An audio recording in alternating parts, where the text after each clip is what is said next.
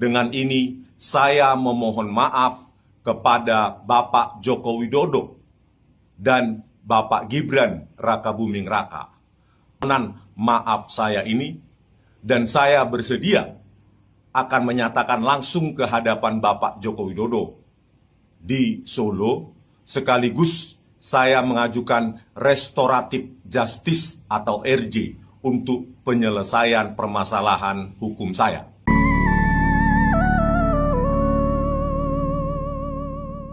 Ada berita yang menurut saya rame banget nih Pak. Rizwan itu awalnya menggebu-gebu sedemikian rupa. Kayak singa. Iya, kayak seperti singa ya. Sekarang seperti apa? Kambing pun enggak. Kita lihat Pak ya. Rizwan ini di sebuah kanal Madilog namanya.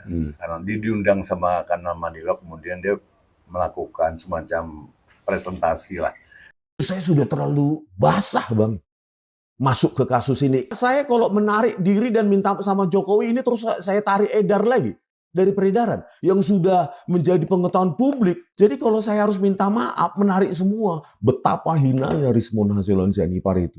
Lebih baik mati daripada dicap pengkhianat seumur hidup saya. Di dalam pembicaraan dengan kanal Madilog itu, Rizwan itu sudah kelihatannya nih Pak, benar-benar menyerahkan nyawanya untuk membuktikan dalam tuduhannya ijazah Pak Jokowi palsu. Bukan hanya Pak Jokowi, Gibran juga Pak.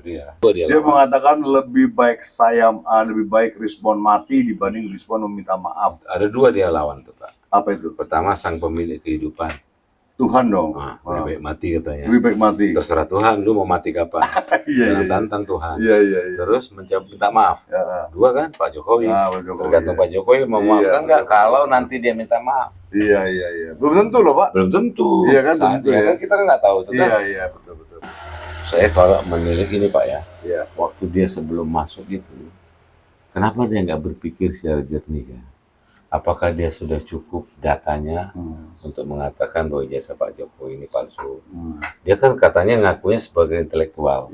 Intelektual itu kan sebenarnya rasionya harus jalan Pak. Betul dong. Logika harus jalan. Betul. Jangan ujuk-ujuk datang ada orang mau ngerogoti Pak Jokowi, dia ngikut. Iya, betul. Nah, dia udah masuk ini ke dalam. Iya.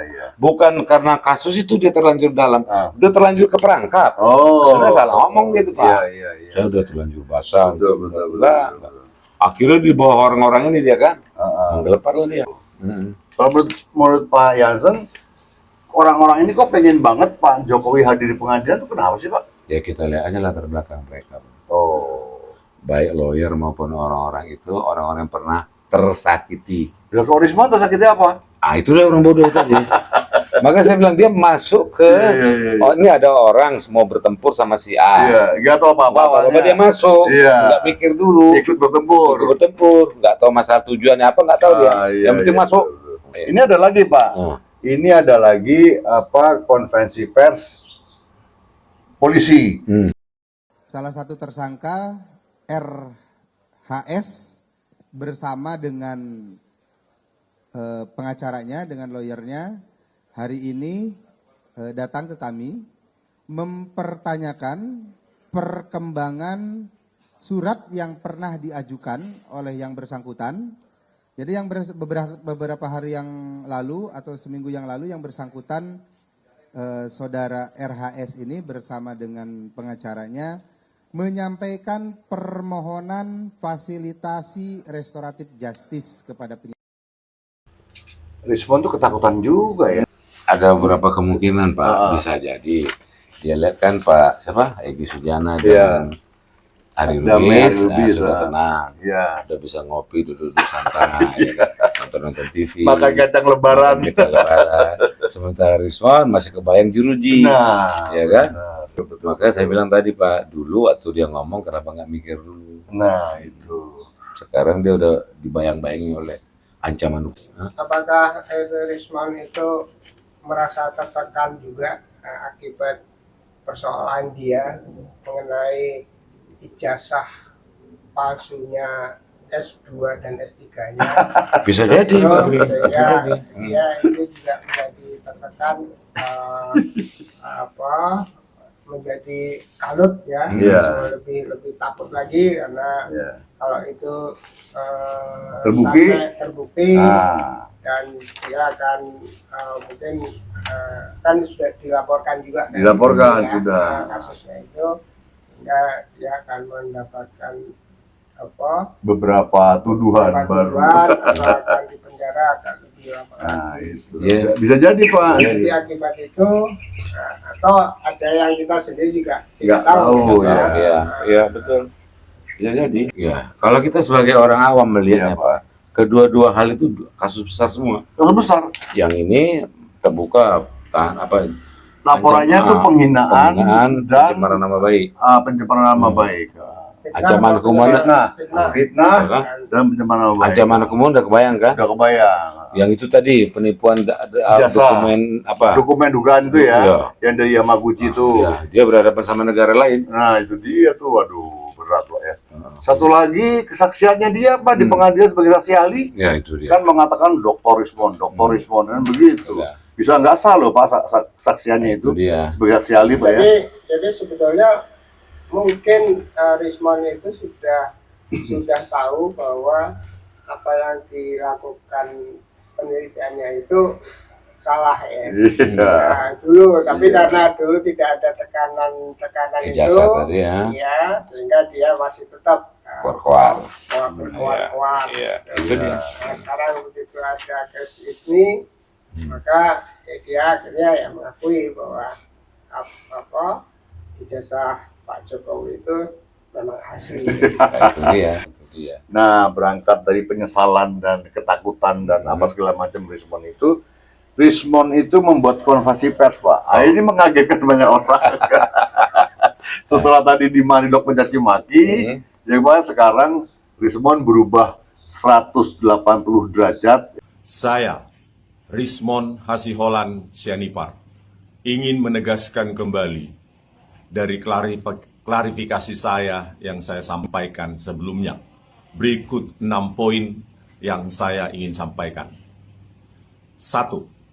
Berdasarkan hasil penelitian saya saat ini, yang merupakan kelanjutan dari penelitian saya sebelumnya, saya menemukan kebenaran baru atas ijazah Bapak Joko Widodo. Dengan demikian, saya keluar dari permasalahan terkait ijazah Bapak Joko Widodo, termasuk ijazah Bapak Gibran Rakabuming Raka. 2. Saya akan menyanggah dengan membuat antitesa buku Jokowi's White Paper dan buku Gibran Endgame yang menjadi tulisan saya dan menjadi tanggung jawab saya, dan berupaya keras menarik buku tersebut yang sudah terlanjur beredar. 3.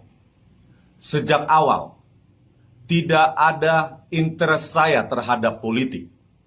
Maka dengan ini saya melepaskan diri dari segala kontestasi politik yang sekiranya ada kaitannya dengan ijazah Bapak Joko Widodo dan Bapak Gibran Rakabuming Raka. Mulai dari detik ini dan ke depannya, sebagaimana saya merasa tereksploitasi oleh pihak-pihak yang mempermasalahkan ijazah Bapak Joko Widodo dan Bapak Gibran Rakabuming Raka. 4. Polri sudah bekerja secara profesional terhadap perkara ijazah Bapak Joko Widodo. Dan saya dengan ini menyatakan siap membantu setiap langkah Polri ke depannya untuk mengedukasi masyarakat terkait apapun yang sekiranya diperlukan dan dibutuhkan. 5. Dari hati saya yang paling dalam, demi kejujuran dan objektivitas penelitian terhadap permasalahan tersebut, dengan ini saya memohon maaf kepada Bapak Joko Widodo dan Bapak Gibran Rakabuming Raka.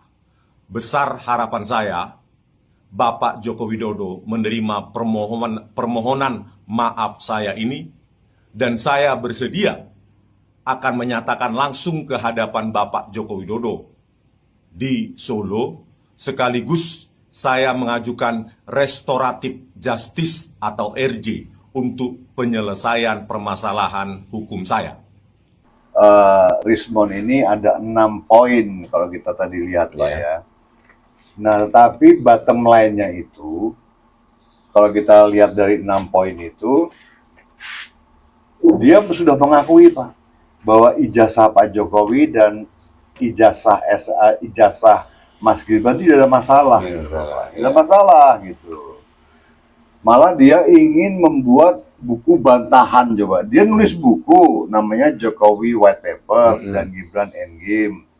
Di Jokowi White Paper itu Rismon nulis ratusan halaman.